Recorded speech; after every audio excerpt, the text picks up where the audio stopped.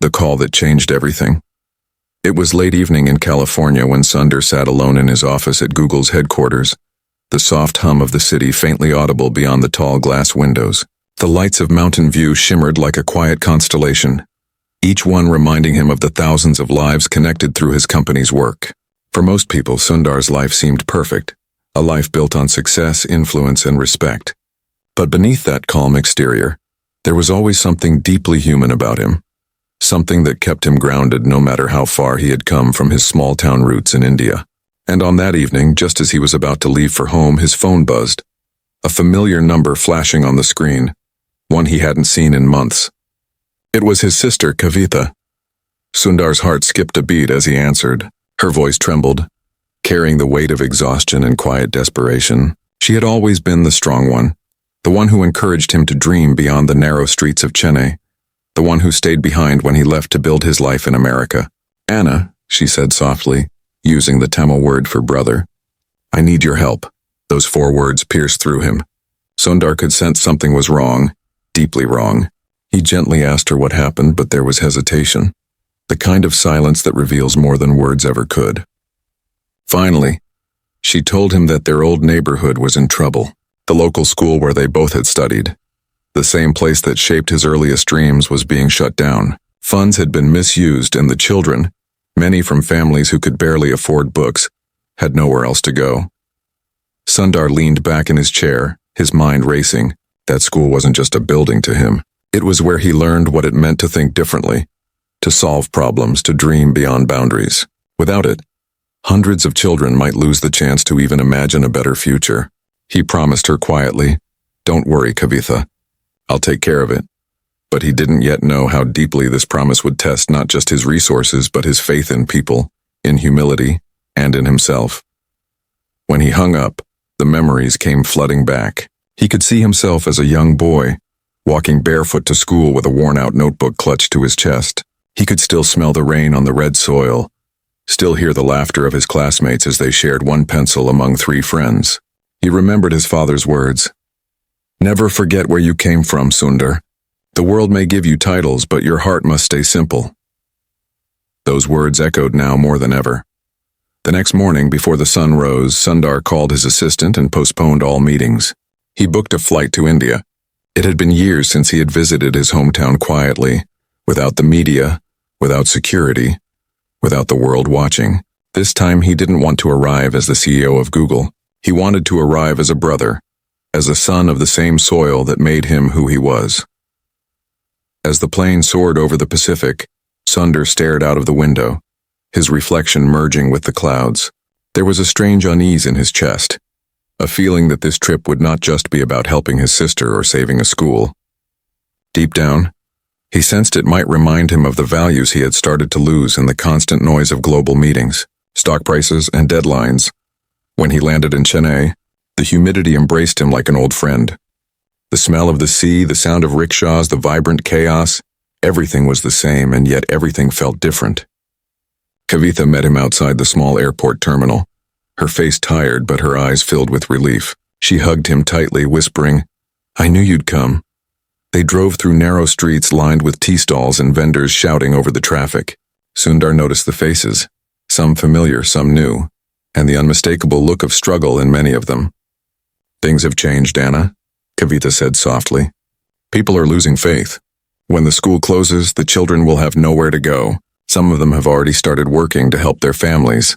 The car stopped in front of the school, a weathered building with faded blue paint and broken windows. The playground where Sundar once played cricket was now overgrown with weeds. A few children sat outside, their eyes filled with confusion as they watched adults argue inside the gates. Sundar stepped out quietly, blending into the crowd. No one recognized him at first, just another man in a simple white shirt, standing among parents who were pleading with officials to keep the school open. He listened carefully. The local education officer, a man in a crisp suit, was speaking to the crowd with a tone of cold detachment. "There's nothing we can do," he said. "The funds were misused by previous management. Without proper records, the government can't release any more money. The school will be closed within a week." A mother stepped forward, holding her son's hand. "Sir, please," she begged. "He's only 7. He wants to study. This is the only school near our home. But the officer shrugged, turning away. Something inside Sundar snapped, a quiet but deep anger that came not from pride but from empathy. He walked toward the man, his voice calm but firm. How much funding does the school need to stay open? The officer looked at him unimpressed. Who are you? He asked sharply. Sundar replied softly. Someone who studied here once. There was a pause. Kavitha stepped beside him, sensing the tension. The crowd had grown silent, curious about the stranger's confidence. It's not about money, the officer said coldly. It's about procedure. Without proper management and transparency, no amount of donation will help. Sundar nodded slowly. Then let's fix the management, he said. Let's make it transparent. I'll handle the costs, but you ensure the process. The officer frowned, sensing arrogance. And why would I trust you? He asked with a smirk. Sundar didn't reply immediately. He reached into his pocket, handed the man his card, and said quietly, Because I believe in action more than titles. The officer glanced at the card, his eyes widening as he read the name. The crowd murmured. Whispers spread quickly. It's him, Sundar Pichai. People began to look at him with disbelief, their faces a mixture of awe and hope. Sundar didn't want attention, but in that moment his identity became the reason people began to believe again. He turned to the crowd and said gently, This school gave me my first dream. Now it's my turn to give it back. Children ran closer, their eyes shining with excitement. One little boy tugged his sleeve and asked, Sir, will we still have school tomorrow? Sundar smiled, kneeling to meet his eyes. Yes, he said softly. You'll have school tomorrow and the day after and every day after that. The officer, now visibly nervous, promised to reconsider. Sundar and Kavitha left quietly, walking through the same streets they had once walked as children. The sun was setting, painting the sky in gold and crimson. Sundar felt something shift inside him, a quiet realization that success meant nothing if it couldn't lift others along the way. That night, as he sat on the balcony of their old home, Sundar received a message from an unknown number. It read, Be careful. There are people who don't want this school to reopen. He stared at the message for a long time, feeling the old unease return. This wasn't going to be as simple as writing a check. Someone was standing in the way, and he was about to find out who. Shadows behind the school. The next morning, Sundar woke early to the distant sound of temple bells and street vendors calling out for customers. The city was alive with rhythm, but his thoughts were far from calm. The message he had received the night before still lingered in his mind, cold and unsettling. He wasn't easily intimidated, but he knew enough about how systems work to realize that threats rarely came without reason. There were people benefiting from the school's closure, and whoever they were, they wouldn't take kindly to his interference. He stepped outside, the morning air thick with the scent of wet soil and jasmine. His sister, Kavitha, was already awake, sitting on the veranda with a cup of tea. She looked worried. Anna, she said softly, I heard some people talking last night near the corner shop. They said someone powerful is behind all this. The land where the school stands, it's valuable now. A developer wants to buy it and turn it into apartments. Sundar sighed, his heart sinking. It was a story he had heard too many times. The quiet theft of dreams in the name of profit. So that's what this is about, he murmured. They don't care about the children. They just want the land. Kavitha nodded sadly. The officer you spoke to yesterday, he's part of it. People say he's been paid to make sure the school shuts down. The pieces began to fit together. Sundar looked out toward the narrow road that led to the school, the air shimmering in the morning heat. Then we'll need to find a way they can't ignore, he said quietly. We'll fight them with truth. He spent the day visiting the school, meeting teachers and parents, listening to their stories. The old headmaster, a man named Ragavan who had taught Sundar math decades ago, greeted him with tears in his eyes. You came back, my boy, he said, his voice trembling. I always knew you would. They sat together under the banyan tree in the courtyard, where Sundar had once sat solving equations as a shy student. Ragavan explained everything, how the funds had slowly disappeared, how records had been falsified, how teachers hadn't received salaries for months. We tried to complain, the old man said, his eyes moist. But no one listened. Those who spoke up were transferred or silenced. Sundar listened in silence, every word tightening the knot in his chest. Sir, Sundar finally said, if we gather the documents, the evidence, would you stand with me publicly? Raghavan hesitated for a long time. They could ruin me, he whispered. But if it saves these children, yes, I will. Sundar smiled faintly. That's all I needed to hear. By noon, word had spread that Sundar was planning to reopen the school legally. Volunteers began arriving. Old classmates, teachers, and even students from neighboring towns who admired what he stood for. People brought food, brooms, paint, and tools. The old classrooms were cleaned, the walls repainted with the help of local artists, and children gathered with laughter echoing once more through the dusty halls. But not everyone was happy. That evening, as the sun dipped low, a black car pulled up outside the school. 3 men stepped out, well-dressed, their eyes sharp. One of them called out, "Mr. Pichai?" Sundar turned to face them. "Yes," he said calmly. The man smiled thinly. "You're a busy man. Why spend your time on this? It's just an old building. Let it go." Sundar's expression remained steady. "It's not just a building," he replied softly. "It's a promise, and I don't let go of promises." The man's smile faded. "Be careful," he said, his voice dropping. "You're playing with people who don't like to lose." The car drove away, leaving behind the heavy silence of an unspoken warning. Kavitha rushed to him. "Anna, what did they want?" she asked. Sundar looked at her and said quietly, "They wanted me to walk away." That night, as the rain began to fall, Sundar sat with his laptop under the dim light of their old home. He opened spreadsheets, legal documents, and local reports. If corruption was hiding in paperwork, he would find it. Hours turned into dawn as he compared records, searching for inconsistencies. And there, buried in a scanned document from 5 years ago, he found something. The same signature repeated across dozens of pages, each approving different maintenance projects that never happened. Fake repairs, ghost teachers, inflated costs. The school's money had been siphoned away systematically by a network of officials and contractors. Sundar's jaw tightened as he read. "They've stolen from children," he whispered, his voice filled with disbelief. "They've stolen their chance to learn." He printed the documents, his determination hardening. This was no longer just about saving a school. It was about exposing the truth. He called Kavitha and Raghavan early that morning. "We'll take this to the press," he said. "People need to know what's happening." The next day, Sundar arranged a small press conference in the school courtyard. Journalists from local channels arrived, curious about the sudden attention. Sundar stood before them, calm but resolute. "This school built the minds of generations," he began, his voice steady. "But behind closed doors it became the victim of greed. I have evidence of corruption and I intend to make it public." He handed the papers to a journalist. Flashes of cameras lit the air and questions poured in. Sundar answered everyone with honesty and grace, never raising his voice. He spoke not as a CEO but as a brother, a son, a man who remembered the value of a single notebook when dreams were all he had.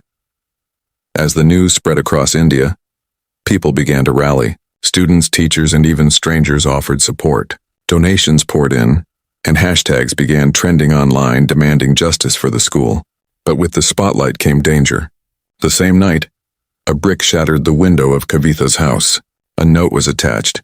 "Stop before it's too late." Sundar stood in the broken glass, staring at the note. The air was thick with tension. "They're scared," Kavitha said, her voice shaking. "That means you're close." He nodded slowly, the fire in his eyes unwavering.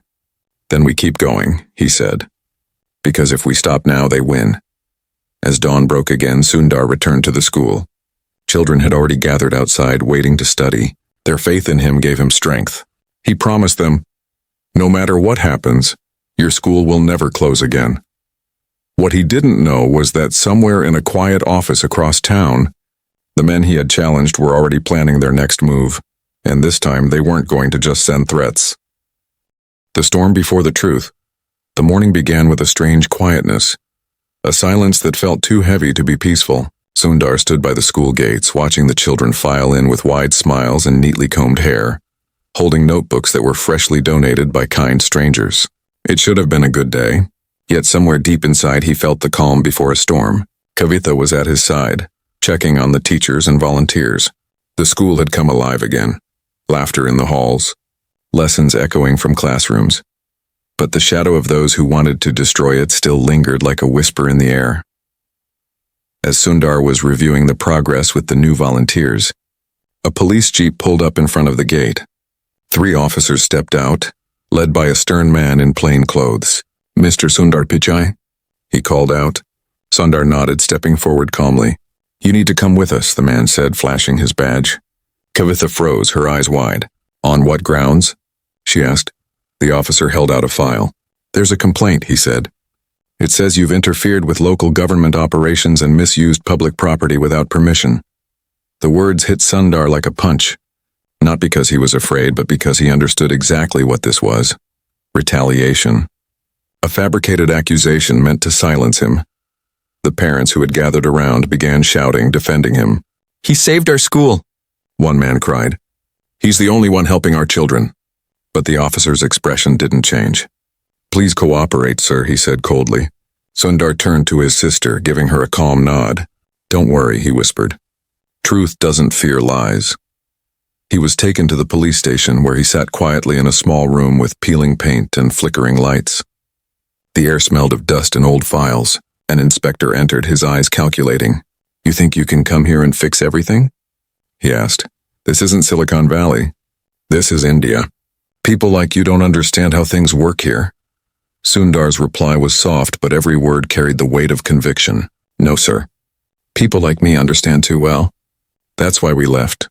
And that's why we come back, hoping things can change.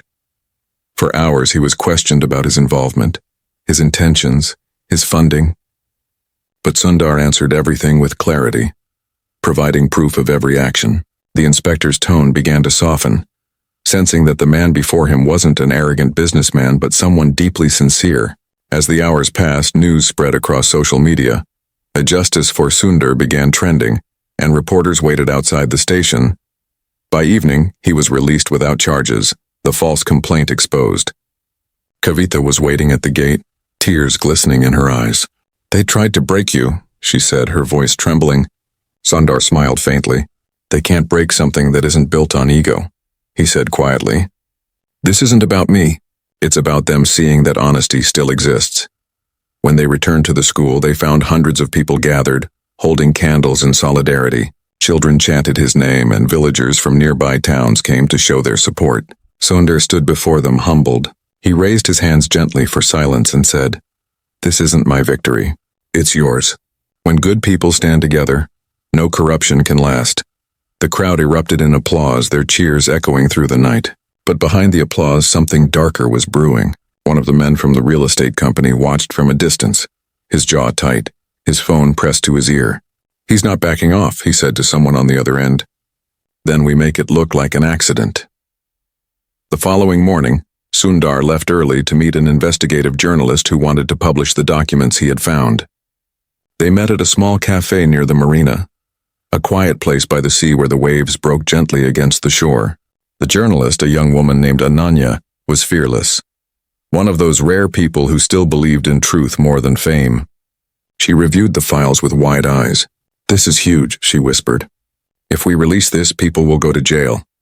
Sundar nodded. That's the point. The children deserve justice. They talked for hours, finalizing details, setting up a press release for the next day. But as Sundar stepped out of the cafe, a motorcycle roared past him, narrowly missing his arm. A sharp object grazed his sleeve. A warning, not an accident. The rider didn't stop. Sundar stood frozen for a second, the sound of the engine fading into the chaos of traffic. Ananya looked terrified. You need protection, she said. They're watching you. Sundar shook his head. If I hide, they win. I'll walk through the front door of truth, even if they wait on the other side. By afternoon, the article was ready. The journalist team verified every document, every signature. But just as they were about to publish, their website crashed. The servers had been hacked, their data corrupted. Someone was trying to stop the truth from coming out. Sundar clenched his fists, feeling the burn of helplessness. We'll find another way, he said firmly. If they can destroy computers, we'll use voices. They can't silence everyone. So that evening, they went live on social media. Ananya streamed the story straight from her phone, reading the evidence aloud while Sundar stood beside her. Thousands joined the live stream within minutes. The chat flooded with messages of support. Teachers from across the country commented. Parents sent prayers, and former students shared stories of the school that shaped their lives. But as the stream went viral, the men behind the corruption realized they were losing control. That night, as Sundar and Kavitha drove home, a truck appeared suddenly from a side road, its headlights blinding. Sundar swerved just in time, the car spinning and crashing into a wall. Airbags deployed, glass shattered, and everything went silent except for the ringing in his ears. Kavitha was shaken but alive. Sundar's hand bled from a deep cut, but his first words were calm. "They won't stop me," he whispered through gritted teeth. The police arrived soon after. Witnesses claimed the truck had no license plate. It vanished into the darkness. Sundar knew it wasn't random. Someone wanted to scare him, but fear was no longer something he could afford. That night, as he sat with his bandaged hand, he opened his laptop again. This time, he began writing a public letter, not to the government, not to the media, but to the people. "The fight for honesty is never easy," he typed slowly. "But every child deserves a school. Every teacher deserves respect, and every truth deserves a voice. I was once a student in this very school. Today I stand as its guardian. No matter what they do, the light of learning will not go out." He posted it online. Within hours, it reached millions, from students in India to engineers in Silicon Valley. People shared his words, calling it a movement, the school of hope. But while the world celebrated his courage, the men who had tried to silence him gathered again in secret. One of them slammed his fist on the table. "If he wants a war," he hissed, "we'll give him one." And as night fell, a figure crept through the shadows of the school, holding a small canister of fuel and a lighter. The quiet beginning of a plan that would test everything Sundar believed in. Ashes and awakening. The night air was heavy with the scent of dust and rain as Sundar sat at the old wooden desk inside the school office, reviewing reports from volunteers who had come forward to rebuild. The lights flickered slightly, casting long shadows across the walls. The children had gone home hours ago, their laughter now just an echo in the hallways. Kavitha had insisted he rest, but he couldn't, not yet. Too much was at stake. He was unaware that outside in the darkness beyond the gate, a man in a hooded jacket moved like a shadow. He poured the contents of a fuel canister along the side of the building, his hands trembling slightly as the sharp smell of gasoline filled the air. He hesitated for only a second before striking the lighter. The small flame flickered, fragile, uncertain, before growing into something alive, something merciless. Within seconds, fire began to climb the walls like a beast released from its cage. Inside, Sundar smelled the smoke before he saw it. He rushed to the door, his heart pounding, shouting for help. "Fire! There's a fire!" The few guards on duty ran toward the flames, trying to stop them with buckets of water. But the fire spread too quickly, feeding on old wood and dry paper. Kavitha came running from their house nearby, screaming his name, her face pale with terror. "Get the children's records," Sundar shouted, coughing through the smoke. "We can't lose them, not again." He ran into the office where files and certificates were stacked. The firelight painted everything orange and gold. For a moment he saw his reflection in the glass, a man torn between logic and desperation. He grabbed as many files as he could before the ceiling above him began to crack. Strong arms pulled him back. One of the volunteers had rushed in to save him. Within minutes the fire brigade arrived, sirens blaring, but half the building was already gone. The old library, the walls where students had painted dreams and poeming, turned to ash. Sundar stood outside, soaked in sweat and soot, watching as the structure he had fought to protect burned under the night sky. Kavitha clung to his arm, trembling. "Why do they hate you for doing good?" she cried. Sundar's voice was hoarse when he answered. "Because good reminds them of what they've lost. Their conscience." The fire was eventually controlled, but the damage was deep. Officials came the next morning offering false sympathies and hollow words. The same officer who had tried to shut the school down stood there pretending concern. "Tragic accident," he said.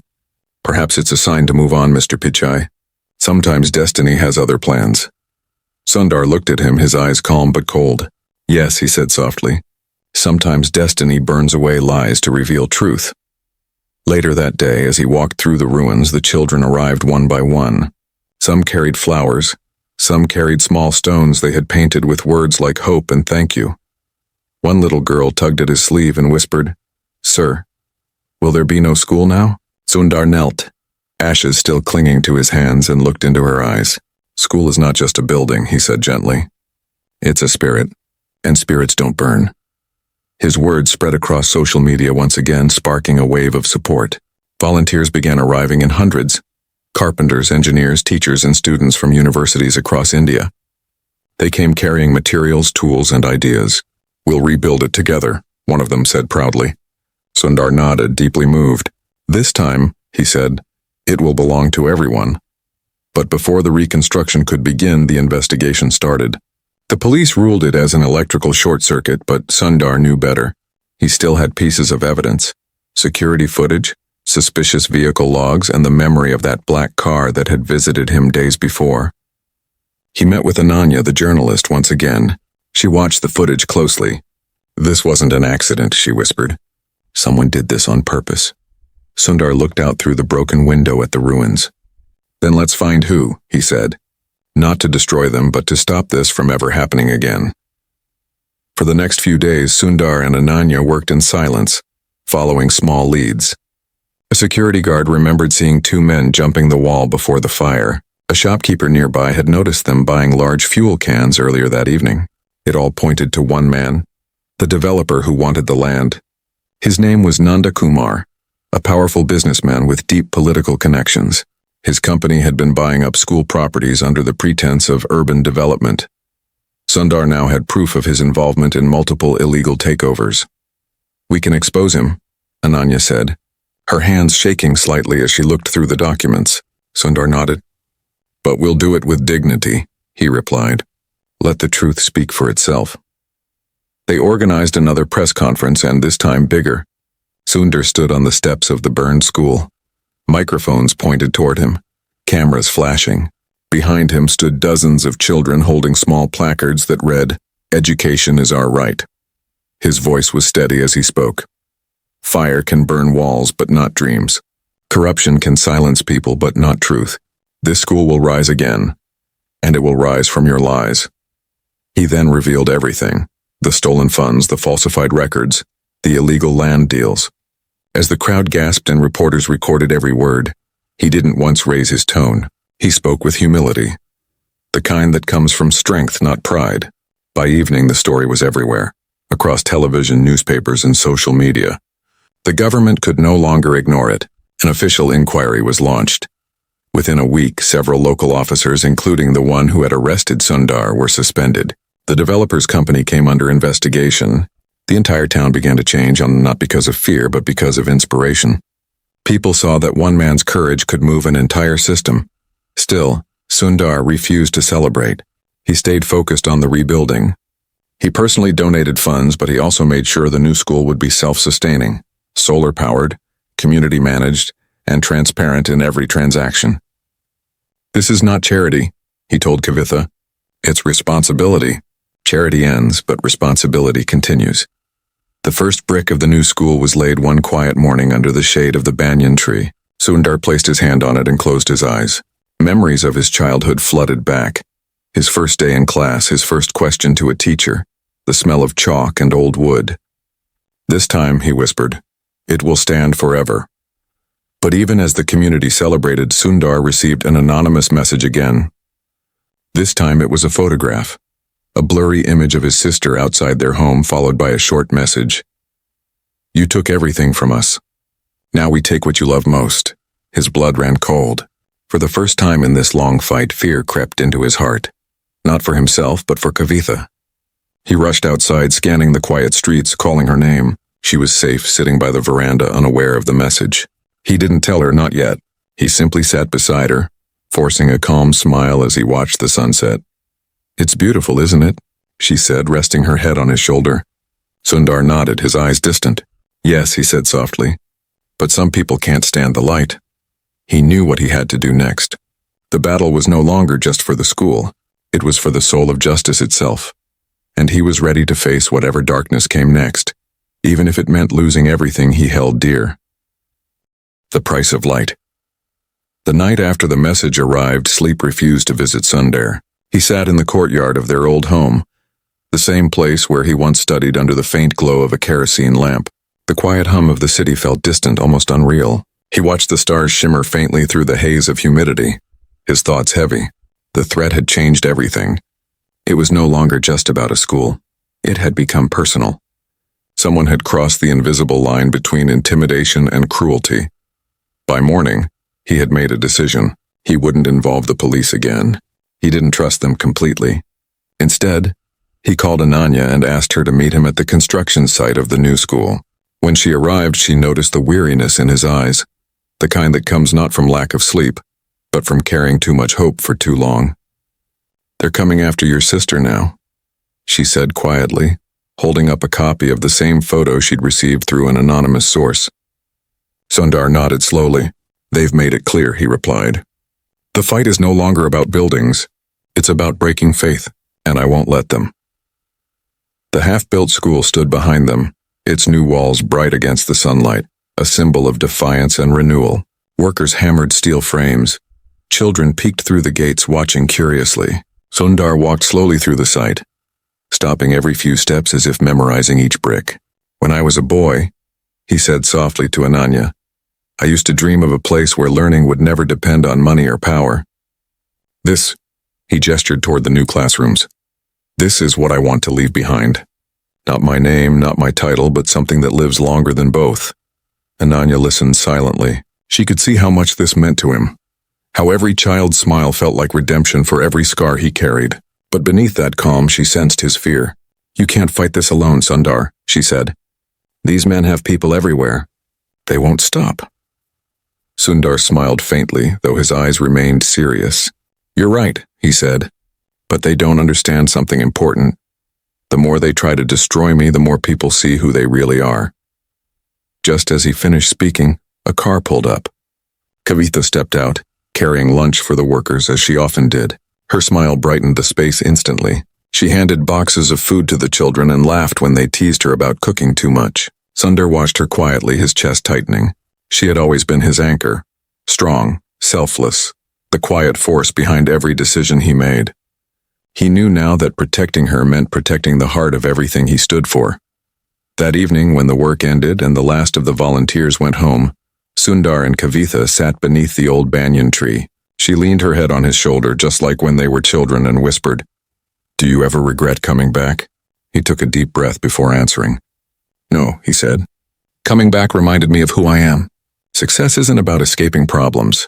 It's about facing them when it matters most." The next day, as the sun rose, he received a call that would change everything again. Ananya's voice on the other end trembled with urgency. "Sundar, you need to see this. There's been an arrest." One of the men involved in the fire confessed. But he mentioned something else. Sundar's grip on the phone tightened. "What did he say?" She hesitated. "He said the order didn't come from the developer. It came from higher up, someone inside the education department, someone powerful who wanted you gone." The realization struck like lightning. All this time he had been fighting visible enemies, but the real one had been hidden behind the machinery of the state itself. It wasn't just corruption now. It was politics, the kind that eats away at truth from within. "Then we go higher," he said firmly. "We take it straight to the minister." 2 days later, Sundar stood in the capital waiting outside a sleek government building. He had no appointment, no connections, only evidence and persistence. When he finally met the education minister, he spoke calmly, laying down the documents, the testimonies, and the confession. "You can choose silence," Sundar said, "or you can choose to stand for what education truly means. This isn't about me. It's about every child whose dream is sold before it begins." The minister listened, his expression unreadable. After a long silence, he said, "You've created a storm, Mr. Pichai, and storms have consequences. Are you ready for them?" Sundar met his gaze without flinching. "I've been ready since the first day I walked into that school," he replied. That evening, as he returned home, the news broke across every channel. A full state investigation was being launched. Multiple officials were suspended pending inquiry. Sundar's courage had become the spark for something larger, a nationwide movement demanding transparency in education funding. People began calling it the Light Project, inspired by his words that truth could never burn. But victory came at a cost. That same night, as Kavitha was returning from the school, her car was intercepted on a quiet road. By the time Sundar received the call, his heart froze. She was safe but shaken. Men had tried to scare her, shouting threats before disappearing into the dark. When he saw her sitting silently on the couch, her eyes distant, something in him broke. He knelt beside her, holding her trembling hands. "They can try to frighten us," he said softly, "but they'll never touch who we are." The next morning, Sundar stood before the nearly finished school with tears in his eyes. Children surrounded him, their faces filled with excitement. The building stood strong, walls painted with bright murals of knowledge and hope. As he walked through the new corridors, every color seemed alive, every word on the wall a promise kept.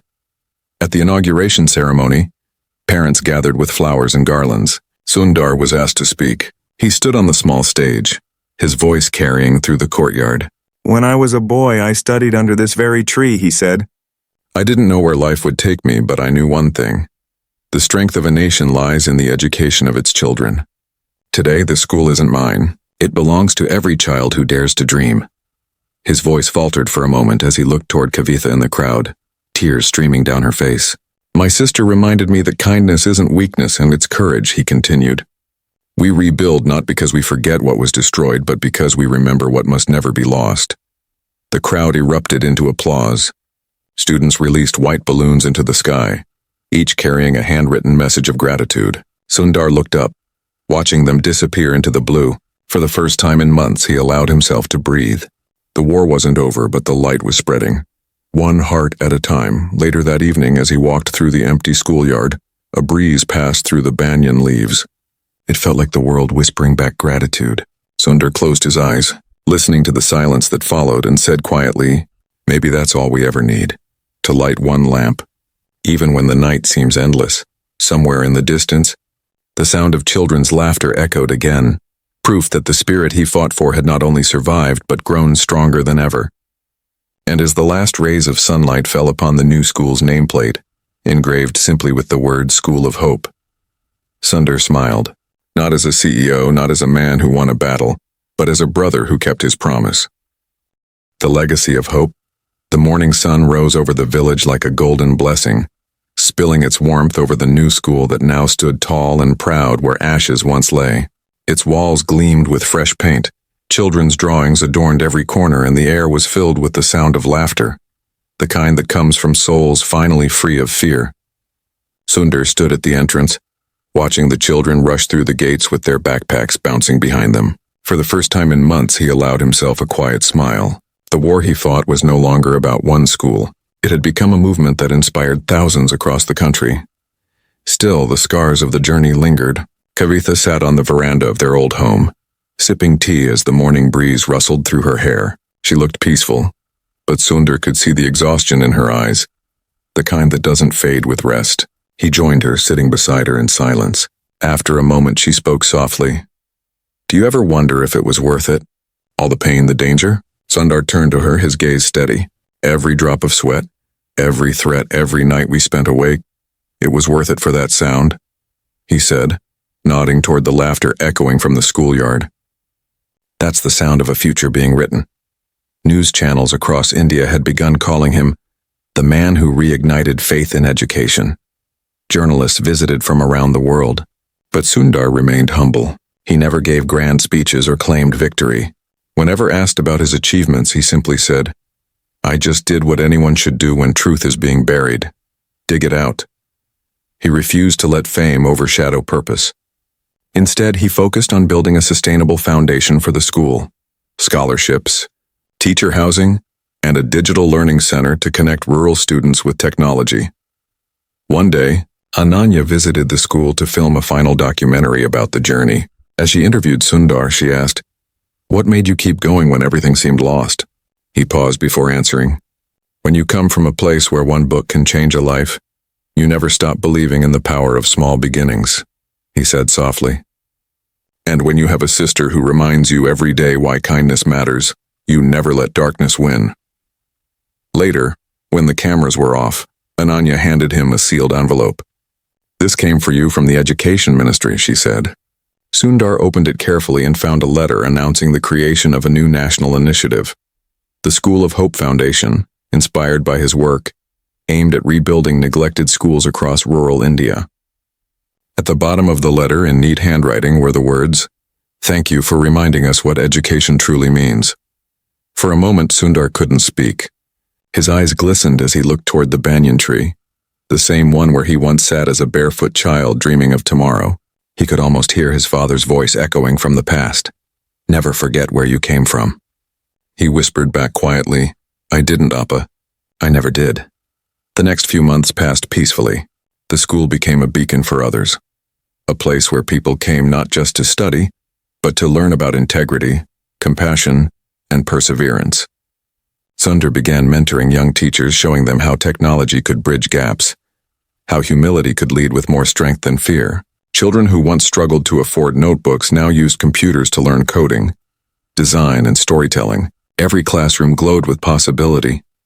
But one evening, as the sun began to set and the orange light washed over the playground, Sundar felt a deep, reflective stillness inside him. The fight was over, yet something within him still stirred. He realized it wasn't enough to rebuild a single school. There were thousands still waiting. That night, he called a small meeting with his volunteers and said, "We've built one light. Now it's time to light many." They began expanding the initiative. Teams spread across different states, identifying struggling schools and rebuilding them with community support. Sundar's model became a blueprint for education reform. He refused to take donations from large corporations. Instead, he encouraged locals to contribute time and skill so that every school belonged to its people. When a community builds something together, he said, it protects it like family. One morning, a little boy named Arjun approached Sundar at the school gate, holding a letter. "Sir," he said shyly, "my father said to give you this." Sundar opened it and found a handwritten note that read, "Thank you for giving my son a place to dream. I couldn't afford to send him to school before, but now he teaches me everything he learns every night." Sundar's throat tightened as he folded the letter carefully, placing it in his pocket. That letter became his most treasured possession. Not the awards, not the recognition, but that one note, proof that kindness multiplies quietly, one heart at a time. Months turned into a year. The once ruined land now thrived with color and life. The school grounds had a new library, solar panels, and a science lab donated by former students who had gone on to universities abroad. Kavita often walked through the halls, smiling as she watched children reading under the same banyan tree that once sheltered her and Sundar. One afternoon, she found him sitting there, lost in thought. "You've done it, Anna," she said softly. "You kept your promise." He looked up at her, his expression gentle. "No," he said, "we kept it." He reached into his bag and pulled out a small plaque. It read, "Dedicated to Kavita, who reminded the world that one heart full of faith can save 1,000 dreams." Tears welled in her eyes as she hugged him tightly. For a long moment they said nothing. Words were no longer needed. Years later, when Sundar finally stepped down from his position at Google, the world expected him to announce a new venture or foundation. Instead, he quietly returned to that same village, walking through the school gates as he had on that first day. He didn't wear a suit or carry security. He was just Sundar, the boy from Chennai who believed in small beginnings. On that day, a group of children gathered around him. One of them, a girl of about 7, asked innocently, "Sir, why did you build this school?" Sundar smiled, crouching down to meet her eyes. "Because once," he said, "someone gave me a chance to learn, and when life gives you light, you must pass it on." As the wind rustled through the banyan leaves, Sundar walked toward the classroom where a teacher was explaining a science experiment. The children stood when they saw him, their eyes filled with respect and affection. He waved them to sit, then quietly took a seat at the back of the class. For a few minutes he just listened to their curiosity, their laughter, their dreams unfolding. Outside, the afternoon light spilled across the courtyard, glinting off the sign that read School of Hope. Beneath it was a small inscription carved in Tamil, "Truth doesn't burn." And in that moment, Sundar realized something profound, that legacy isn't built on wealth or power but on hearts touched, lives changed, and lights kept burning even when the world tried to snuff them out. As the bells rang and children ran out to play, Sundar sat quietly under the banyan tree, eyes closed, a faint smile on his face. He could feel the world turning, brighter, softer, kinder. Because once, he had chosen to care. And though the story of Sundar Pichai's return to his roots would inspire millions, for him, it was never about glory. It was about going home, to the place where dreams first learned to walk and where, against all odds, hope learned to rise again.